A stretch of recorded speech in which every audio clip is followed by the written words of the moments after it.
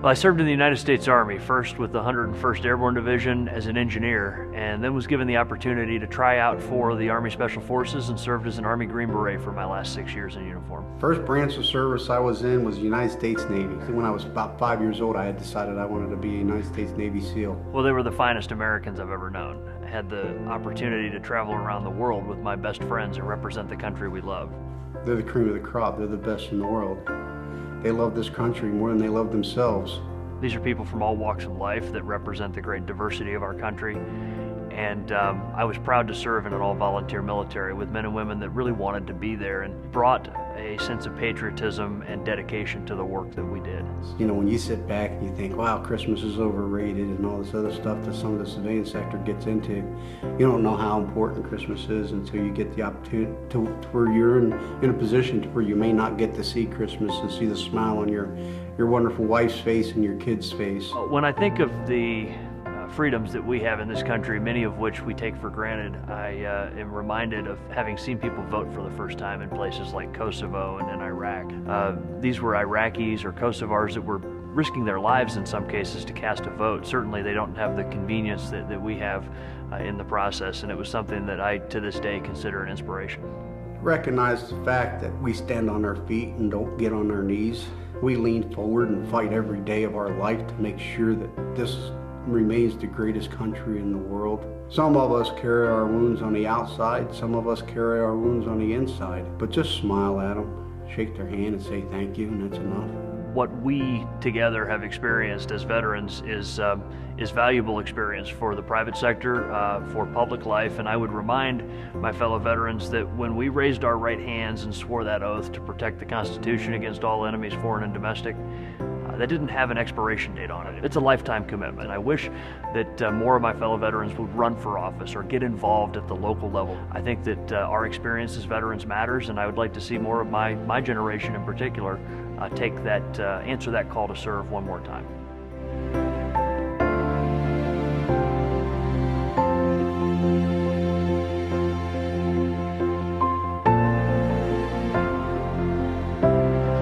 Birthplace of aviation, of course, home to legendary astronauts like Neil Armstrong and John Glenn.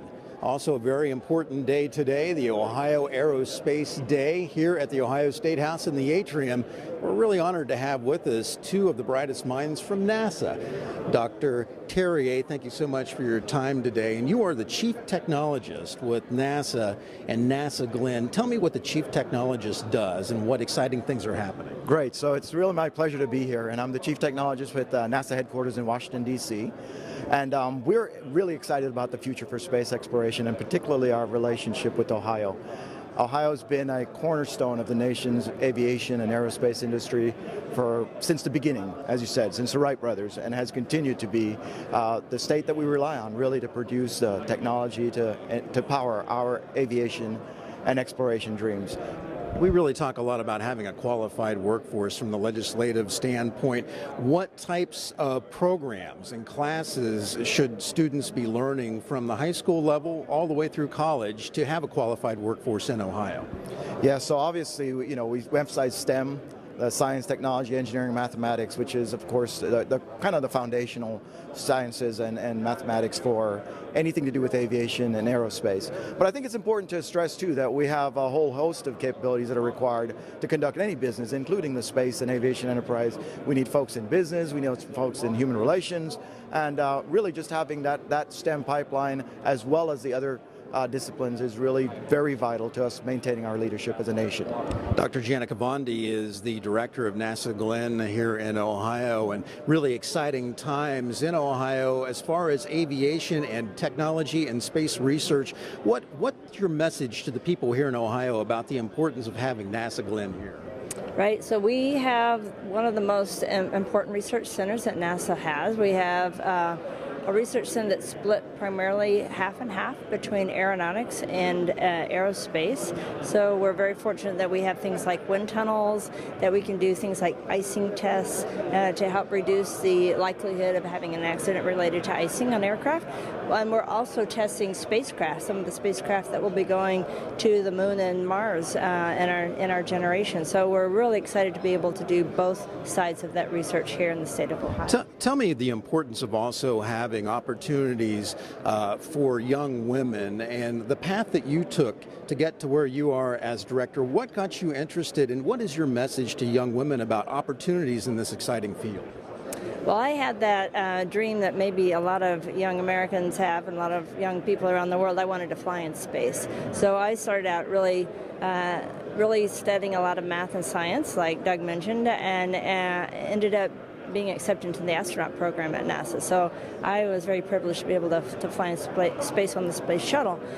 So after I was finished flying, I had opportunities were presented to me to be able to go into leadership roles until I eventually ended up here at NASA Glenn Research Center. So for young women, young men, anyone who's interested in space or aviation, please check out the NASA websites. Consider doing an internship, a Pathways internship at one of the NASA centers, and that way we can help facilitate them coming to work for NASA later on. Really, the sky is not the limit. It's far past the sky, right? Far past the sky. Senator Bill Beagle, he certainly knows the importance of aviation, NASA Glenn, and not only in your district, but for the state of Ohio. What is the state doing legislatively in trying to provide the best young minds and to keep them here in Ohio? Sure. Well, what we've been working on the last few years is, as Dr. Terry mentioned, STEM education, and we're working to do that not only at the collegiate level, but also to push that down into high school and even middle school levels. So we're trying to make it easier for parents and students to get involved in, from a career exploration standpoint, at a much earlier age, so that they can understand what they like, what they don't like, and so that they can choose these STEM fields with an understanding of the career implications of that. And Ohio really is the birthplace of aviation. No better place to really serve, not only in that industry, but also to serve your state and to have a great life here. Well, that's correct. My district has the Wright Brothers home in it and their original bicycle shop, and nearby is Wright-Patterson Air Force Base, the largest single-site employer here in Ohio. As was mentioned, the importance of aerospace and aviation to the state of Ohio can't be overstated. We're the number one supplier to Airbus, we're the number one supplier to Boeing. We graduate 10,000 engineers a year.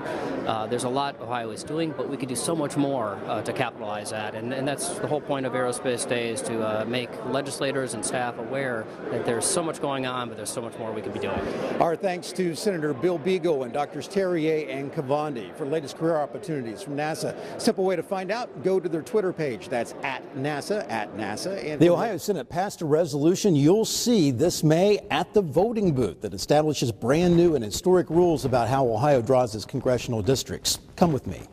It requires a significant vote of the minority party. In fact, it keeps a large majority of Ohio's 88 counties whole, and that makes the districts truly serve the communities and neighborhoods they represent. One of the primary parts of this plan is to limit the numbers of limit the splits or divisions of counties pretty significantly. Additionally, there are actually special rules to make sure that there aren't elongations of districts, in other words, portions of counties, things like that added up. We've tried to give a preference to keeping local communities whole. Ohio is now the only state in the union that requires bipartisan buy-in for approving a map. The issue that will be on the ballot this May will be a significant step forward for the state of Ohio. It will ensure bipartisan cooperation in future congressional redistricting processes. It will help keep communities of interest whole, and in particular protect townships, cities, counties from being divided when they don't need to be. And from here, you'll see this resolution on the May ballot. Our tax code is broken, and this tax reform is long overdue. It's been 31 years since we last reformed our tax code in any comprehensive way. Back then, Ronald Reagan was president. Pete Rose still played for the Cincinnati Reds. Everyone around this table would have to agree that for years and years we've been talking about doing exactly what's in this bill. We've been talking about middle-class tax cuts, and really for the past decade or so there hasn't been an increase in wages, and yet there have been increases in expenses. Our plan gives middle-class families a tax cut so they can keep more of their own hard-earned money. It's going to reform the business tax code to create more jobs and create wages while making American workers more competitive in the global marketplace. And it'll level the playing field internationally, creating a fairer tax system that encourages jobs and investments to occur right here in this country rather than sending them overseas. The Tax Cuts and Jobs Act is made in America for America. This is Congress's chance to make good on our promise to create a stronger economy and a better future for all Americans.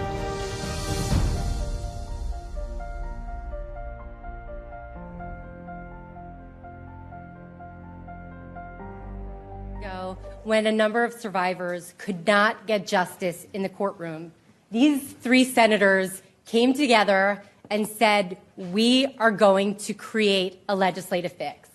We are so immensely grateful for your leadership, Senator Portman, Senator Blumenthal, and Senator McCaskill.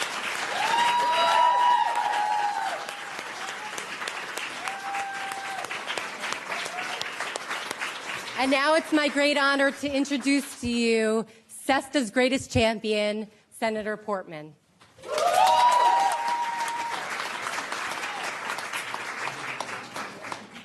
Okay, here's the truth. It's the survivors in this room today who have gotten us to this point.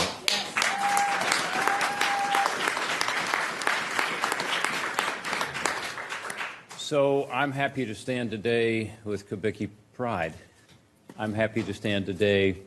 Would you stand, please? Because I'm going to stand with you. You got to stand with me.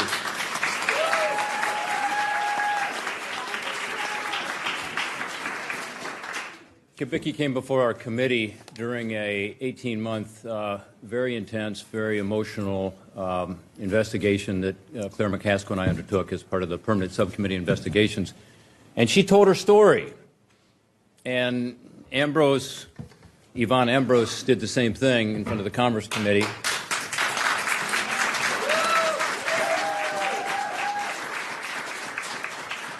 Where Senator Blumenthal and I got to hear her incredibly powerful statements about her daughter, 16 years old, as I recall, raped on Christmas Eve 2016 after being on Backpage. And her comment was simply, she never should have been online being sold for sex. She never should have been there.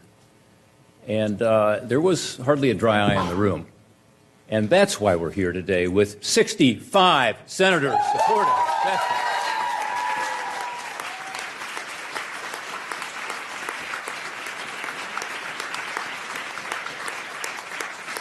Now, it didn't hurt that a former Olympian and prize-winning filmmaker named Mary Mazzio wrote a little piece that ended up being called I Am Jane Doe.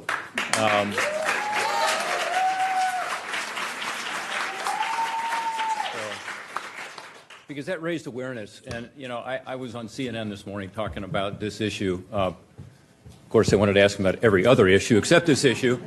And I did. I thanked them for them publicizing I Am Jane Doe and what they have done. But, you know, part of this is just people don't know. They really don't know. My constituents don't know. When I'm home and I talk about it, they kind of look at me. That happens in Africa and Asia, right?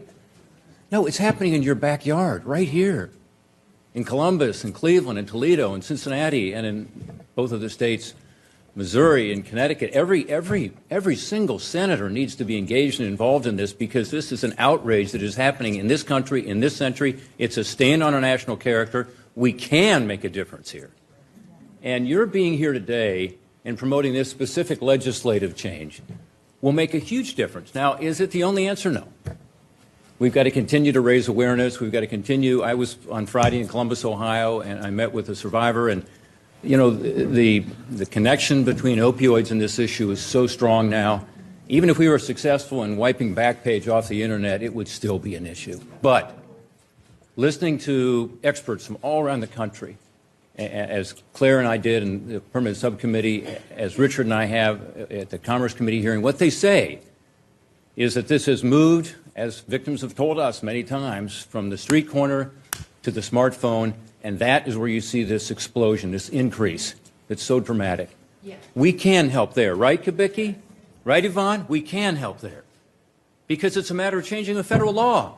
So when you're talking to members today, just tell them, It's your responsibility to change a federal law that actually provides an immunity to evil websites that sell women and children online without any accountability. That's all we're asking for. We're not trying to take down the freedom of the internet.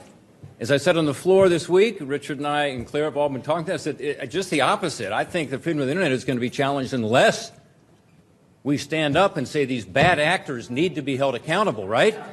That's all we're talking about. So push back. You know, we've got some folks out there that still are not with us, and they're pretty powerful. You've seen what the House legislation ended up doing, which missed the target. It missed the mark.